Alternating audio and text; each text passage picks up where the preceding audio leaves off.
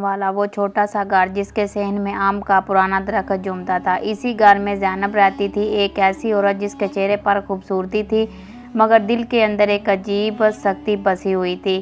اس کے شوہر احمد دن رات کھیتوں میں محنت کرتے، پسینے سے شربور ہوتے مگر زینب کے ہونٹوں پر کبھی شکر کے دو لفظ نہ آتے۔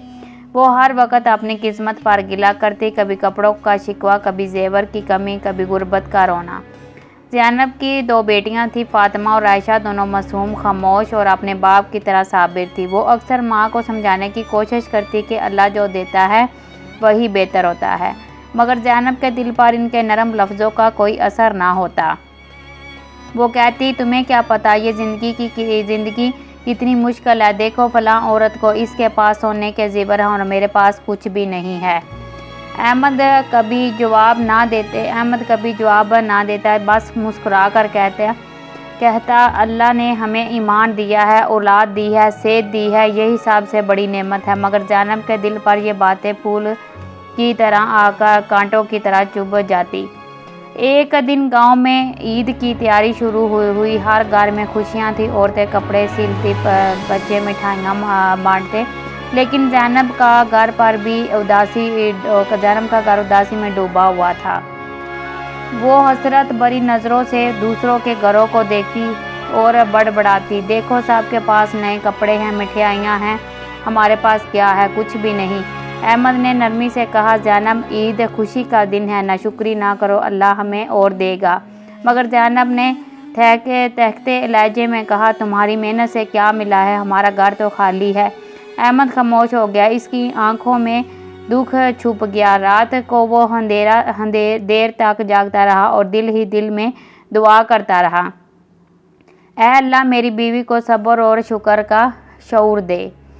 اسی رات زینب نے خواب دیکھا، ایک نورانی چہرے والا بزرگ اس کے سامنے کھڑا تھا، اس کی آواز میں گہرائی تھی، زینب اللہ نے تجھے بہت کچھ دیا ہے مگر تیرا دل ناشکری سے اندھا ہو گیا ہے، اگر تو نہ بدلی تو تیری نعمتیں چھین لی جائیں گی۔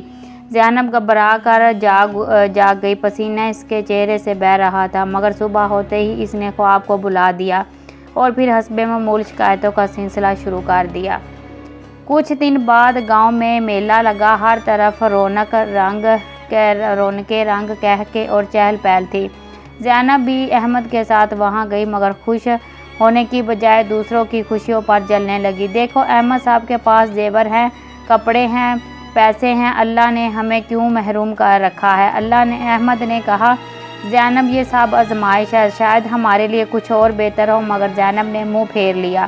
میلے کے دروازے پر ایک فقیر بیٹھا تھا، اس کی آنکھیں بند تھیں مگر چہرے پر سکون تھا۔ زینب کے قریب سے گزری تو وہ فقیر بولا، اے عورت، تیری آنکھیں کھلی ہیں مگر تو اندھی ہے، تو نعمتیں نہیں دیکھتی۔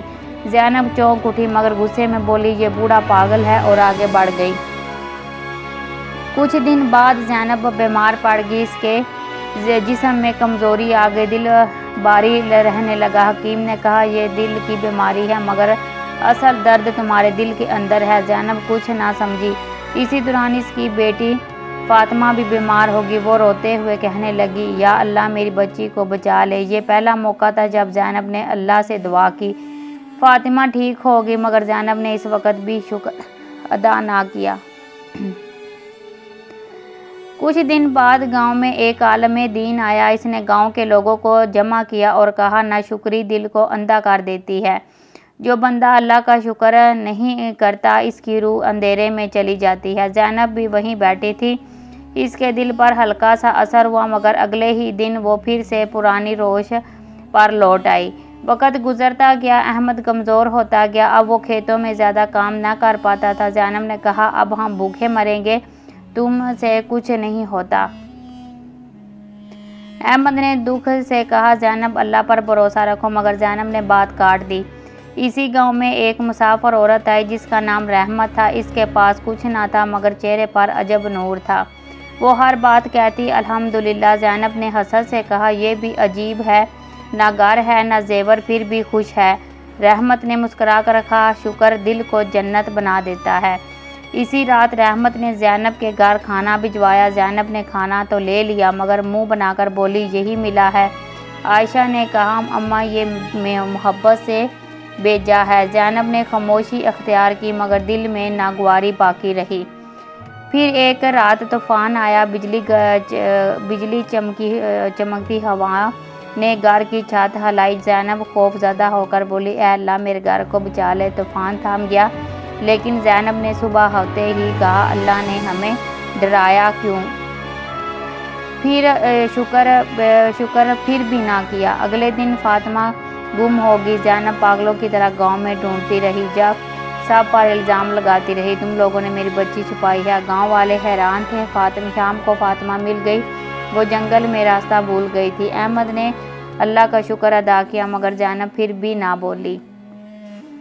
ये सब मेरे नसीब का लिखा है। रात को ज़ैनब ने ख्वाब देखा, वही नूरानी बुजुर्ग, मगर अब इसके चेहरे पर गुस्सा था। इन्होंने कहा, ज़ैनब तेरी नाशुक्री ने तेरी नेमतें छीन ली, ये आखिरी मौका है, तौबा कर ले। ज़ैनब चीख कर जाग उठी, मगर सुबह होते ही सब बुला दिया। चंद दिन बाद चोर इसके घर में घुस आए। वो इसके जेवर और बचा हुआ सामान सब ले गए। अब घर वाकई खाली था। ज़ैनब रोती रही, ऐ अल्लाह तूने मुझसे सब कुछ छीन लिया। अहमद ने कहा, अल्लाह ने वो लिया तो तेरी आजमाइश थी, शायद अब तू जाग जाए। ज़ैनब की आंखों से आंसू बहने लगे, मगर दिल अभी तक बेदार ना हुआ था। आखिरकार एक दिन वही फ़कीर फिर नज़र आया, वही जो मेले में मिला था। इसने कहा, ज़ैनब अब वक़्त कम है, अब अगर तूने तौबा ना की तेरा दिल हमेशा के लिए मुर्दा हो जाएगा।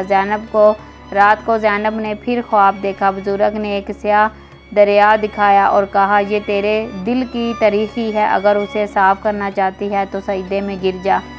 बुजुर्ग ने ये तेरे दिल की तरीखी है, अगर उसे साफ़ करना चाहती है तो सजदे में गिर जा। तो ज़ैनब जाग उठी, रोती हुई सजदे में गिर गई। ऐ मेरे रब, मैं तौबा करती हूँ, मैंने तुम्हें तेरी नेमतों को ठुकरा दिया, मगर तू रहीम है।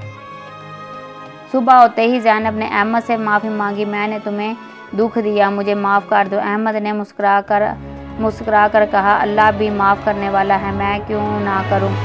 ज़ैनब ने अपनी बेटियों को गले लगाया, मैं तुम्हारी माँ होने के काबिल नहीं थी, मगर अब मैं शुक्र सीखूंगी। फातिमा और आयशा ने रोती हुई बोली, हमें आप पर फ़ख्र है अम्मा। इस दिन के बाद ज़ैनब बदल गई। वो गांव की औरतों के पास गई और कहा, मैंने तुम्हें अपनी ज़बान से दुख दिया, मुझे माफ़ कर दो। सब औरतों ने उसे गले लगा लिया। ज़ैनब ने अपना घर साफ़ किया, खाना पकाया, पड़ोसियों में बांटा। इसके चेहरे पर पहली बार हकीकी मुस्कुराहट आई। रहमत ने उसे देखा और कहा, ज़ैनब तेरा दिल अब नूर से भर गया है, देख शुक्र ने तेरी दुनिया बदल दी है। रात को ज़ैनब बार ख्वाब देखा, वही बुजुर्ग मुस्कुरा रहे थे। इन्होंने कहा, ज़ैनब तेरा घर कभी तबाह नहीं था, तेरे दिल का नूर छुपा हुआ था, आज वो लौट आया है। ज़ैनब ने जाकर आसमान की तरफ देखा और कहा, अल्हम्दुलिल्लाह। अब वो मिट्टी की दीवारों वाले घर में रहती थी, मगर इसके दिल में ईमान, सब्र और शुक्र का महल बन चुका था। नाशुक्री दिल को अंधा कर देती है, जो शुक्र करता है इसकी ज़िंदगी जन्नत बन जाती है। अल्लाह फरमाता है, लइना शकरतुम अज़ीदनकुम, अगर तुम शुक्र करोगे तो मैं तुम्हें और ज़्यादा दूंगा।